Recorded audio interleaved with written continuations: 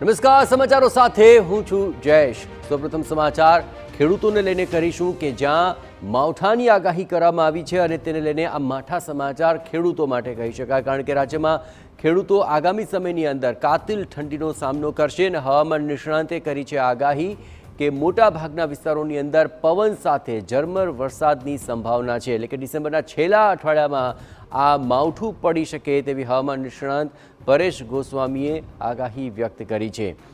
28 તારીખ સુધી આ પ્રકારે માહોલ પલટાશે। મોટાભાગના જિલ્લામાં ભારે પવન સાથે ઝરમર વરસાદની શક્યતા વ્યક્ત કરાઈ।